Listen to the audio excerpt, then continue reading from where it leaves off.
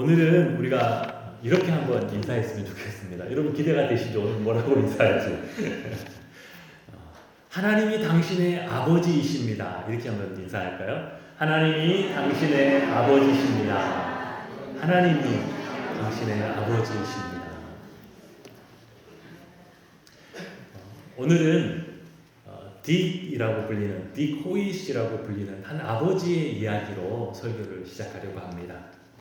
이 딕은 결혼해서 첫 아이를 낳았는데 그만 불상사로 출산 과정에 탯줄이 아이 목에 감겨서 태어나는 바람에 뇌에 장시간 산소 공급이 안 돼서 뇌성마비와 언어 장애를 안고 태어났습니다. 아이의 장애가 너무 심해서 8개월이 되었을 때는 의사도 부모에게 아이가 곧 식물인간이 될 것이니 그냥 포기하는 게 어떻겠냐라고 했지만, 그러나 부모는 끝까지 포기하지 않고 아이를 위해 헌신하고 양육했습니다.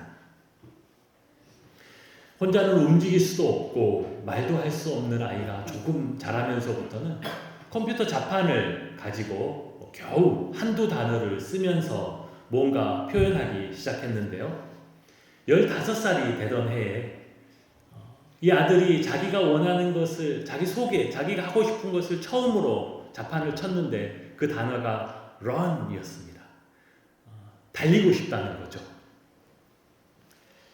얼마 전에 보았던 달리기 대회에 나온 포스터 그림처럼 자기도 그 대회에 나가고 싶다고 했습니다.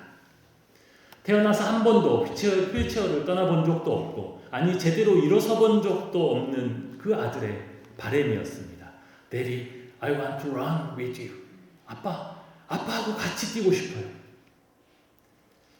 이 아이의 부탁으로 처음 아들의 휠체어를 밀고 8km 달리기 대회에 참여했는데 맨 끝에서 두 번째로 들어왔다고 합니다. 근데 처음 그 달리기 대회를 마치고 나서 아들이 아버지에게 하는 말이 무엇이었냐면, 아빠, 내가 난생 처음 달리고 있을 때 내 장애가 느껴지지 않았어요. 그 후로 아버지는 아들과 함께 달리기 시작했습니다. 나중에는 직장까지 그만두고 아들을 위해서 아들과 함께 뛰기 시작했습니다. 아들이 뛰고 있을 때 자신의 장애를 잊어버리고, 아들이 뛰고 있을 때 자유를 누리고, 뛰고 있을 때 성취감을 느끼는 것을 알았던 아버지는 자식을 위해 뛰기 시작한 것이죠. 이전에 전혀 달리기와 연관이 없이 살아오던 아버지가 휠체어를 밀면서 장거리 달리기를 하는 것은 정말 쉽지 않았습니다. 금방 숨이 차고 아무리 참고 달려도 조금 지나면 다리에 경련이 일어서 중간에 포기할 때도 있었습니다. 처음 아들과 나갔던 마라톤 대회에서는 채 반도 달리지 못해서 그만 주저앉아 버렸다라고 합니다. 그러나 달리기를 그치지 않았던 딕은 자기 아들과 함께 계속 달려서 그 다음에는 마라톤 코스를 끝까지 완주했다고 합니다. 그렇게 마라톤을 시작한 이 딕은 아들과 함께 4년 후에 아들의 더 큰 꿈을 위해서 철인 3종 경기에 나가기로 했습니다. 여러분, 철인 3종 경기는 어떤 경기냐? 전 세계에서 골리앗 같은 체질을 타고난 사람들, 이런 사람들이 하는 경기예요. 헤엄을 쳐서 수영으로 3.9km를 나간 다음에 끝나자마자 자전거를 타고 사이클로 180km를 주행을 합니다. 그리고 그게 끝나면 거기서부터 마라톤을 시작하는데 42.195km를 달립니다. 여러분, 우리 올림픽 같은 데서 마라톤만 해도 얼마나 어려운지 보았죠. 그런데 어떻게 이 철인 3종 경기를 할 수 있을까요? 이 경기에 나가겠다고 결심했던 그때에 사실 아버지 딕은 아직 수영을 할지도 몰랐습니다. 자전거는 생각해 보니까 자기가 6살 이후로 단 한 번도 타본 적이 없었다고 합니다. 그러나 딕은 아들을 위해서 그때부터 수영을 배우기 시작했고 자전거를 다시 탔습니다. 그렇게 전 세계에서 가장 체력이 좋다는 사람들과 함께 이 철인 3종 경기를 시작했어요. 여러분 생각해 보십시오. 아들은 장애가 있어서 뒤에 고무보트에 누워있으면 그 끈을 자기 허리에 묶고 3.9km를 수영을 해서 갑니다. 그리고 그걸 끝나면 개조한 자전거 앞에다가 아들을 태우고 그 자전거를 끌고 180km를 달려서 그것이 끝나면 곧바로 아들의 휠체어를 밀면서 마라톤 경주를 합니다. 딕은 그 모든 과정을 하나씩 아무리 힘들고 아무리 시간이 걸려도 그 코스를 뛰었어요.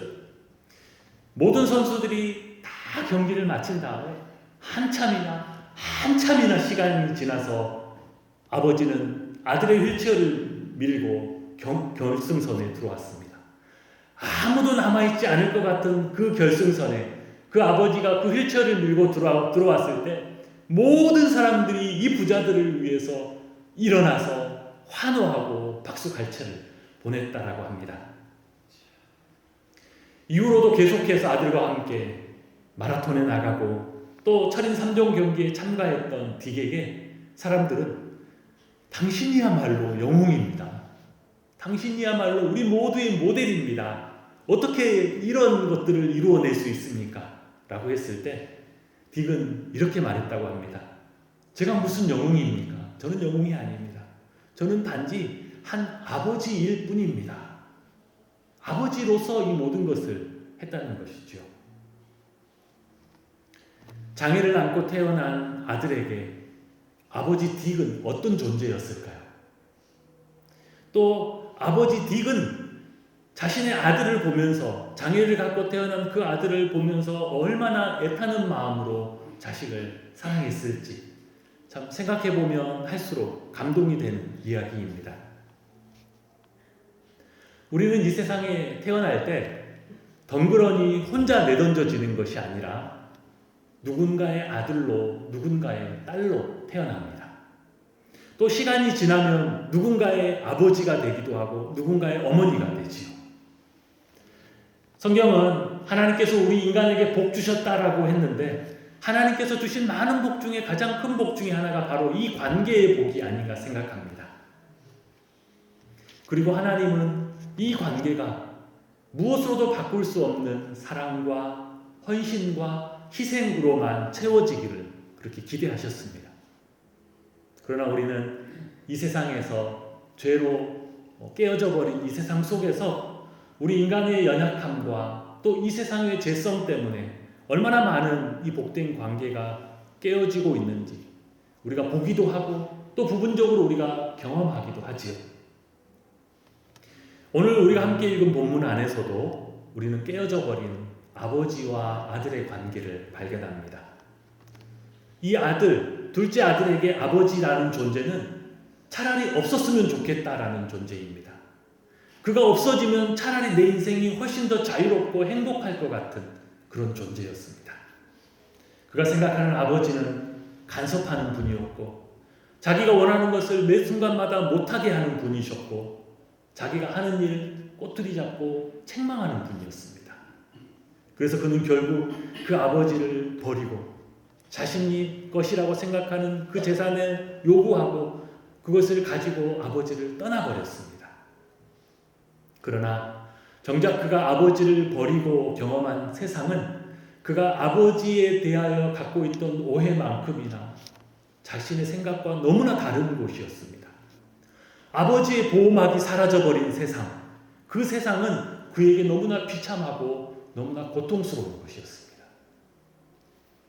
부정한 돼지우리에서 돼지가 먹는 것으로도 배를 채울 수 없게 되자 그는 그 움츠린 배를 움켜잡고 그때가 되었어야 아버지의 집을 다시 생각하게 됐습니다. 아버지의 집에 있는 품꾼과 종들도 이렇게는 배고프지 않을 것이라는 것을 그는 알고 있었죠. 그러다가 그는 다시 돌아가기로 결심하지만 우리가 조금만 생각해 보면 그가 돌아가는 것이 그렇게 쉽지 않았을 것이라는 것을 알 수 있습니다. 한 두 가지 정도로 이유를 추측해 볼 수 있습니다. 첫 번째는 그가 돌아가기가 쉽지 않은 이유, 그의 자존심 때문이죠. 지금 그는 금이 환영하는 것이 아닙니다. 비참한 몰골로 굶주린 배를 움켜쥐고 돌아가야 합니다. 아버지에게 그 하지 말아야 할 말을 하고 몹쓸 짓을 하고 그 집을 튀어나왔으면, 그 형과 그렇게 다투고 그 가정에 그 큰 고통을 안겨주고 나왔다라면 성공해서 보란듯이 돌아가야죠. 그래서 자신에게도 뭔가 계획이 있었다고, 그리고 이렇게 성공했다라고 나름 자신에 대해서 할 말이 있어야죠. 지금 이 몰골로 돌아간다는 것은 지난 자신의 행동과 선택이 잘못되었다라는 것을 인정하는 것이고, 지금 자신의 이 모습이 자신의 지난날에 대한 징계요 심판임을 인정하는 것과 똑같습니다. 차라리 우리가 할 수 있는 선택은 이런 것이죠. 그래, 이를 악물고 좀 참아보자. 이를 악물고 좀 성공한 다음에 돌아가보자. 아마 우리 인간은 차라리 그 선택을 할지언정 자신의 자존심을 다 내려놓고 그 모습 그대로 돌아가려고 하지 않을 것입니다. 비참해지기는 했어도 마지막 자신의 자존심을 내려놓고 싶지 않은 것이죠. 돼지우리를 전전해도 다른 사람들 보기에 내 자존심만큼 내 자아는 내려놓고 싶지 않은 것입니다. 심지어 아버지에게까지, 심지어 우리는 하나님 앞에서도 그런 모습을 보일 때가 있습니다. 왜 세상 사람들은 자신의 인생의 한계와 또 죄된 모습을 깨닫고도 하나님 앞에 쉽게 돌아오지 못할까요? 왜 돌이켜 회개하지 못할까요? 그 회개 자체가, 그 돌이킴 자체가 자신의 지난날의 삶이 잘못되었음을, 그것을 인정해야 하는 것이기 때문이죠. 그동안 그래도 자신이 남못지 않게 착하게 살고 의롭게 살고 그래도 누구에게도 인정받을 수 있는 사람이라고 생각하고 살았는데, 죄인이라고 회개하라고 돌이켜야 한다라고 하니 누가 어떻게 그것을 쉽게 받아들이겠습니까? 그러니 성공했다고 하는 사람일수록, 그러니 남들에게 인정받는다라고 자긍심이 있는 사람일수록 오히려 하나님 앞에 돌아와서 엎드리는 것이 쉽지 않은 상황이 됩니다. 두 번째 우리가 추측해 볼 수 있는 어려움은, 그가 지금 돌아가더라도 이전과 같은 아들로 돌아갈 수 없다는 것입니다. 아들은 스스로 생각하기에 이미 아버지에게 큰 죄를 짓고 나왔을 뿐만 아니라 이미 아들로서 자기의 유산을 다 가지고 나왔어요. 그것을 이미 다 써버렸습니다. 그 죄도 죄이지만 아들로서 아버지에게 더 이상 무언가 요구할 지분도 전혀 남아있지 않았습니다. 그래서 아들이 생각하기에 내가 무슨 명분으로 돌아가야 할지, 아버지 앞에서 도대체 뭐라고 해야 할지 아마 그는 생각하고 또 생각했을 것입니다. 그 고민 끝에 이렇게 그는 생각합니다. 오늘 18절 19절이죠. 내가 일어나 아버지께 가서 이르기를, 아버지, 내가 하늘과 아버지께 죄를 지었사오니 지금부터는 아버지의 아들이라 일컬음을 감당하지 못하겠나이다. 나를 품꾼의 하나로 보소서 하리라. 감히 아들로서는 이제는 자격이 없으니 품꾼의 하나로, 종으로라도 자신을 제발 받아달라고 그렇게 요청을 해보자 라는 생각입니다. 그리고 20절에 이에 일어나 아버지께로 돌아가니라 라고 합니다. 그가 마음을 돌이켜 아버지께로 돌아갔다라는 것은 그가 자신의 잘못을 인정했다는 뜻이고, 절망 가운데 있기보다 마지막 소망을 하나님께 걸어보자 라는 의미이기도 합니다. 그는 돼지우리에서 절망하고 있지도 않았고 고집 피우고 있지도 않았습니다. 세상에 너무나 많은 사람들이 돼지우리에서 그냥 주저앉아 절망해버리고 끝내기도 합니다. 세상에 많은 사람들이 돼지우리에서 자기 자존심 때문에 그곳을 떠나지 못하기도 해요. 그러나 이 아들은 돌아왔어요. 그곳을 떠났습니다. 하나님을 거부하던 삶에서 이제는 자신의 지난날의 잘못을 인정하고 하나님 앞에 돌아왔고, 자신의 욕망을 위해 달렸던 삶에서 이제는 아버지의 뜻을 구하는 삶으로 돌아왔습니다. 아버지가 없었던 삶에서 이제는 아버지의 집에서 함께 거하는 삶으로 돌아왔습니다.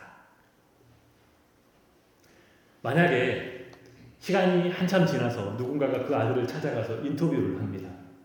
당신 참 파란만장한 삶을 살았는데 당신의 삶 중에서 그래도 한번 잘했다고 생각하는 한 가지만 말하면 무엇을 꼽을 수 있겠습니까? 인터뷰를 하면 아마 그가 뭐라고 할까요?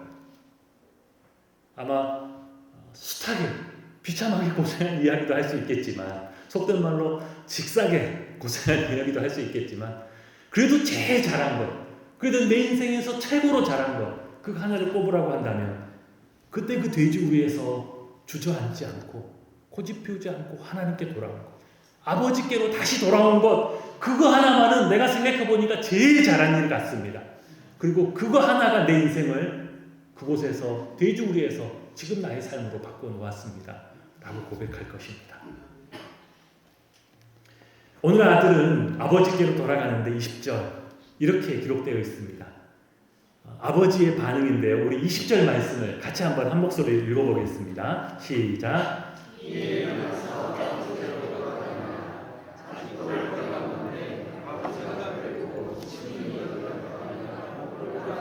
입을 맞추니. 여러분, 아버지가 기다리고 있었습니다. 심지어 아버지가 먼저 그를 보았어요. 그렇다는 얘기는 아버지가 계속 아들이 올 것이라고 하는 그 길목을 쳐다보고 있었다라는 거죠. 아버지는 그가 도착하기를 앉아서 기다리지도 않았어요. 그를 먼저 보고 아버지가 그를 보자마자 그를 향해 달리기 시작했습니다. 아들은 이제 아버지를 보고 그가 준비한 말을 하려고 합니다. 아버지, 내가 하늘과 아버지께 죄를 지었사오니 지금부터는 아들이 아니라 품꾼의 하나로라도 어떻게. 그런데 아마 아들은 이 말은 그 돌아오는 길에서 수십 번, 수백 번 반복했을 것입니다. 아버지 앞에 가면 이렇게 말해야지. 아버지가 어떻게 들을까? 내가 그래도 간절히 이 얘기를 해서 아버지가 나를 내치지 않도록 해야 될 텐데 라면서 수없이 생각했지요. 그러나 실상 아들은 자기가 준비해온 말을 다 하지도 못했습니다. 아니, 아버지는 그것을 다 들으려 하지도 않았고 달려와서 그를 안고 됐어. 다 되었어. 이제 돌아왔으니 다 되었어. 오늘 본문을 통해서 우리를 기다리시는 그 하나님을 발견합니다. 하나님은 우리를 어떻게 맞이하시는지도 발견하지요. 여러분, 우리가 부르는 찬송가에도 이런 한 대목이 있습니다. 우리 주님 날마다 기다리신다오. 밤마다 문 열어놓고 마음 졸이시며.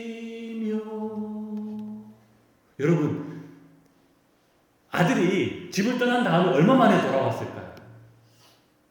아마 그렇게 짧은 기간이 아니었을 거예요. 왜냐하면 아버지의 그 많은 재산에 자기 몫을 가져가서 다 탕진하는 시간이 있어야 되고, 다 허비하고 자신이 살아남기 위해서 고생하다가 돼지우리에까지 그 비참한 모습에 갈 때까지 시간이 필요하잖아요. 한두 달이었을까요? 그것보다는 길었을 겁니다. 1, 2년? 그것보다 기다릴 수도 있고 10여 년이 됐을 수도 있습니다. 근데 아버지가 기다리셨어요. 언제부터 기다리셨을까요? 그때부터 기다리셨을 것입니다. 밤이고 낮이고 그 자리에서 아들이 오는 것을 기다리셨겠죠. 그러니까 아들이 올 때 아들보다 아버지가 먼저 그를 발견한 것입니다. 그리고 아버지가 그를 발견하자마자 아버지는 뛰기 시작했어요. 주님은 우리가 돌아갈 때까지 앉아서 기다리지 않으십니다. 우리가 돌아가려고 발걸음을 뛰면 주님은 달리기 시작하십니다. 우리가 우리의 죄를 나열하고 우리의 상황들을 설명하려고 할 때 주님은 우리를 먼저 안으시고, 가장 가슴 아픈 이야기 중에 하나가 실종 아동을 찾는 부모의 이야기입니다. 한 아버지가 6살 된 자기 아들 용덕이를 놀이터에서 그만 잠깐 다른 데 신경 쓰다가 돌아와 보니까 없어져 버려서 잃어버렸습니다. 6살 난 아들을 자기의 실수로 잃어버렸다라는 생각에 이 아버지가 얼마나 스스로를 자책하고 그 아버지가 아들을 향한 애타는 마음으로 이 아들을 찾았겠습니까? 자그마치 35년이 지난 이후에 그 아들이 41살이 되었을 때 찾았다는 이야기가 뉴스에 나온 적이 있었습니다. 실종 아동을 찾는 사례 중에는 최장기간으로 기록되어 있습니다. 아들이 6살 때부터 유난히 체구가 작았었는데 자라면서 그 아이에게 장애가 있었다라는 것이 드러났고, 발견 당시에는 장애 2급 판정으로 어느 복지시설에 있었습니다. 전에는 찾을 수 없었는데 이 DNA 데이터를 국가에서 활용하기 시작하면서 그 방법으로 아들을 찾았어요. 정확하게 자기 아들인 것이 확인이 되었습니다. 여러분 생각해보면 아버지의 지난 35년이 어땠을까요? 그 아버지가 35년 동안 어떤 삶을 살았을까요? 그 아버지의 35년은 그 어떤 것도 기억나는 것도 자기가 뭔가를 했다는 것도 없었고 다만 그 아들을 찾는 것밖에 없었습니다. 전국 355곳의 복지시설을 다 뒤졌고 아들이 갈 만한 데라고 생각하는 모든 전국 방방곡곡을 다 뒤졌습니다. 35년 동안 우리 용독이 못 봤어요. 우리 용독이 못 봤습니까? 아들의 사진을 들고 수십만 번, 수백만 번을 외치면서 그 35년을 보냈습니다.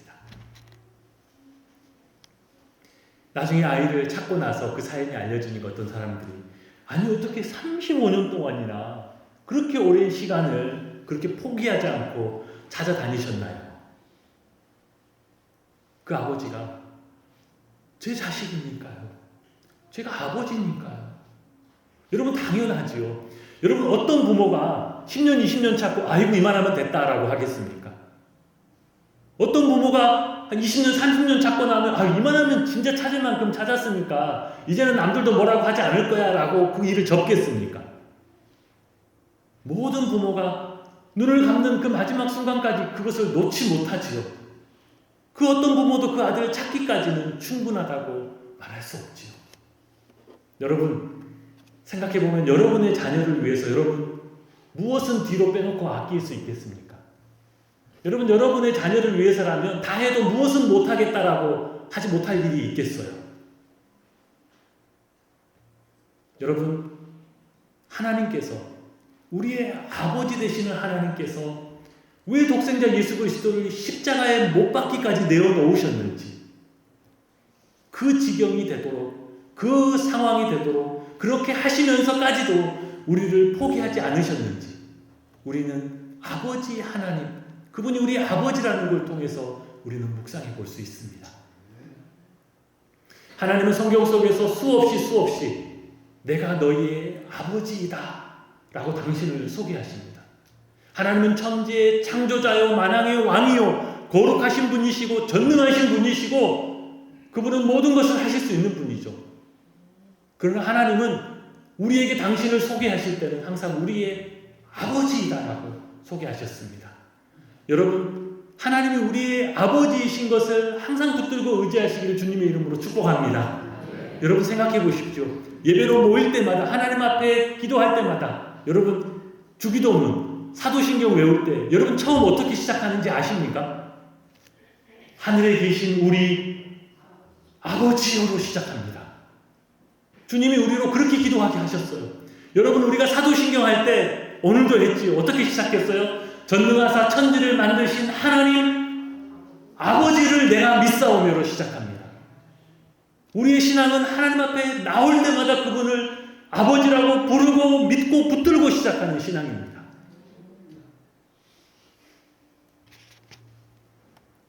오늘 본문의 아버지는 22절에 그 아들이 왔을 때 이렇게 이야기합니다. 아버지는 종들에게 이르되 제일 좋은 옷을 내어다가 입히고 손에 가락지를 끼우고 발에 신발을 신기라 라고 합니다. 이것은 아버지께서 그 아들을 어떻게 회복시키는지 어떻게 다시 세우시는지를 말해줍니다. 살찐 송아지를 잡아 잔치를 벌이면서 내 아들이 죽었다가 다시 살아났고 내 아들은 내가 잃어버렸다가 다시 찾았다 라고 기뻐하십니다. 아들이 돌아왔을 때 아버지가 아들에게 베풀어 주셨던 것은 용서 그 이상의 것이었습니다. 죄 없다라고 말하는 무죄 선언 그 이상으로 그를 더 존귀한 아들로 세워주셨죠. 여러분 예수 믿으면 모든 죄를 용서함 받고 죄 없는 상태로 다만 무죄한 상태로 에덴 동산 범죄하기 전 아담의 상태로 돌아가는 것이 아닙니다. 만약에 죄 없다라는 무죄한 상태로만 돌아간다라면 언제든지 죄 지으면 다시 심판과 책망과 징벌의 대상이 되겠지요. 그러나 하나님이 우리를 회복시키시는 것은 다만 죄 없다라는 무죄 선언이 아니라 하나님의 영원한 아들로 하나님을 아버지로 부르는 지위로 우리를 회복시키십니다. 세상에 그 어떤 것도 그 사랑을 끊을 수 없는 아버지와 아들로 우리를 세우시는 것입니다. 오늘 아버지는 세 가지 것을 아들에게 베풀어 그를 회복시키시는데요. 오늘 그 세 가지 것들이 큰 의미가 있습니다. 첫 번째, 제일 좋은 옷을 입히라라고 합니다. 그러면 지금 아들이 입고 있는 옷은 어떤 옷입니까? 아버지를 떠날 때 죄 짓고 아버지를 버릴 때 입었던 옷이고 세상에 나가서 온갖 죄를 지을 때 입었던 옷이고 세상에서 모든 고통과 수치 가운데 있었을 때 입었던 그 옷이죠. 얼마나 남루하고 얼마나 지저분한 옷일까요? 아들이 돌아오자마자 아버지는 그 옷을 벗기셨습니다. 그 옷은 죄의 옷이었고 심판을 피할 수 없는 옷이었습니다. 그러나 아버지는 돌아오자마자 아들이 그 옷을 벗기셨어요. 그리고 가장 좋은 옷으로 입히셨습니다.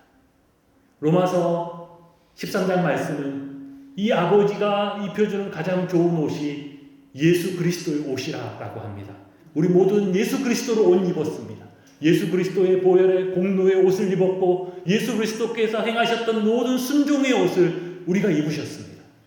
우리는 그 옷으로 마치 예수 그리스도의 모습의 그 공로와 그 모든 순종을 가진 사람처럼 그런 존귀한 자로 하나님 앞에 서게 되지요. 두 번째, 하나님은 그에게 가락지를 끼우라고 합니다. 반지를 끼우라는 거죠. 이 반지는 아들의 권위, 권세를 상징합니다. 보통 영화에서 보면 이 반지에 도장, 인장이 같이 있어서 이것을 찍는 것, 이것을 소유한 것이 그 권한과 권세를 상징할 때가 많이 있죠. 이제는 새로운 아들입니다. 이제는 마음으로 아버지를 사랑하고 섬기는 아들이에요. 이전의 아들은 죽었어요. 지금 돌아온 아들은 새로운 아들이죠. 이 가락지는 그 아들의 권세를 뜻합니다. 요한복음 1장에서는 영접하는 자 곧 그 이름을 믿는 자들에게는 하나님의 자녀가 되는 권세를 주셨으니 라고 했습니다. 오늘 그 아들에게 끼워준 그 반지가, 그 가락지가 바로 그 아들의 권세이지요. 이 권세는 아버지와 친밀하게 교제할 수 있는 권세이고 하나님을 아버지라고 부를 수 있는 권세입니다. 예전에 어떤 분이 인생의 많은 어려움들 중에 어떤 권사님의 전도로 처음 예수 믿게 되었는데 예수를 영접하고 영접 기도를 마친 다음에 첫 번째 질문이 그거였다고 합니다. 권사님, 그럼 제가 지금부터 기도할 때 하나님을 아버지라고 불러도 되는 겁니까? 저도 하나님을 아버지라고 불러도 돼요. 불러도 된다고. 그렇게 부르시라고. 여러분, 그분이 하나님 앞에 처음 서서 기도하면서 하나님, 아버지라고 부를 때 어땠을까요? 그 아버지라는 그 외침에 모든 것들이 다 포함되어 있는 것입니다. 아버지, 아버지 부르는 것이 그 기도의 전부다 할지라도 그 아버지를 부를 때 벌써 눈물이 흘러나오고 자기의 모든 것들이 아버지 앞에 다 전달되죠.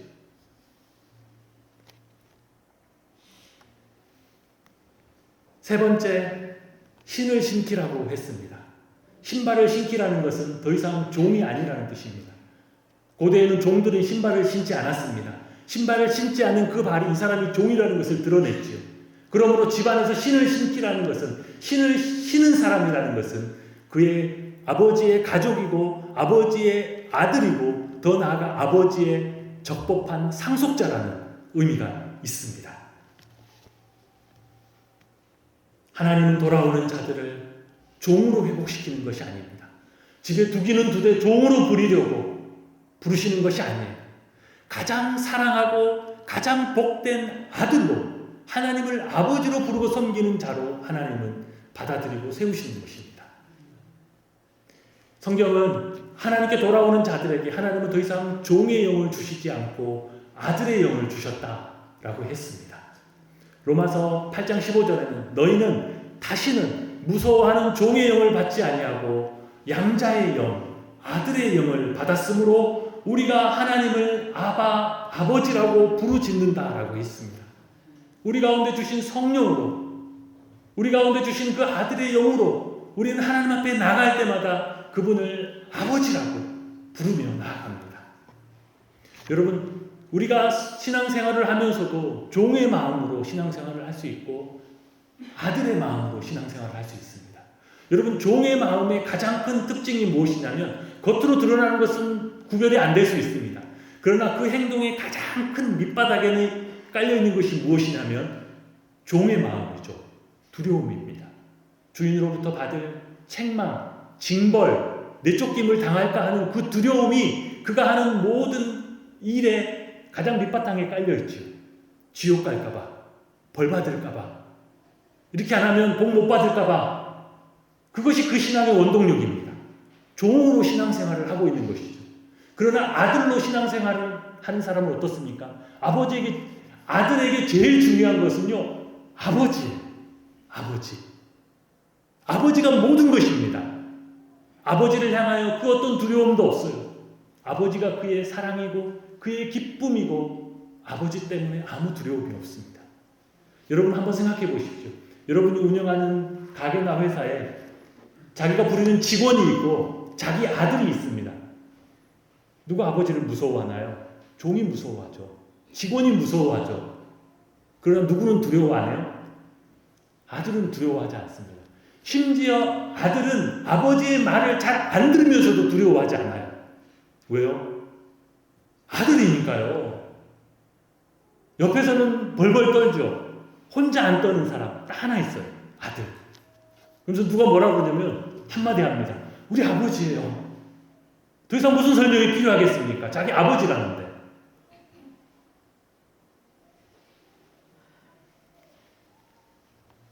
우리는 다 죽었다 다시 살아난 아들들입니다. 우리는 예수 그리스도와 함께 십자가에 못 박혀 죽었고 우리는 예수 그리스도와 함께 하나님을 향하여 다시 살아난 아들입니다.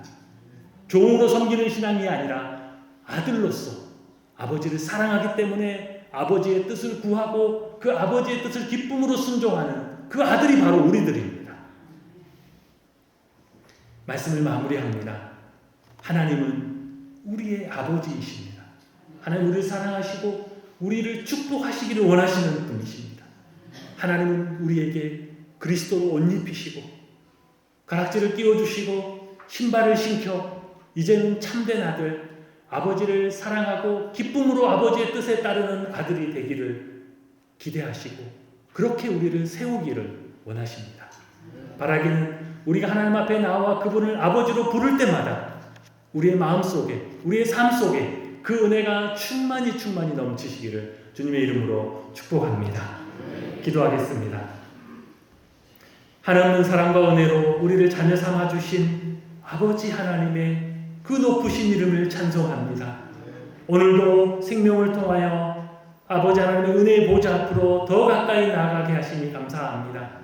하나님을 아버지로 부르며 섬기게 하여 주시니 하나님의 성령으로 우리 마음 가운데 충만히 부어주셔서 우리의 신앙과 이 세상 속에서 우리의 모든 삶을 믿음의 눈으로 바라보게 하시고 아버지의 눈으로 바라보게 하시고 아버지와 동행하는 믿음 되게 하여 주시옵소서. 특별히 삶의 여러 고난 중에서도 주님을 의지하고 하나님 아버지의 이름을 부르는 자들을 주님 기억하여 주시고 고난 중에서도 믿음으로 인내하며 승리하게 하여 주시고 주님의 뜻을 끝까지 행할 수 있는 은혜를 허락하여 주옵소서. 이 모든 것 예수님의 이름으로 기도합니다. 아멘.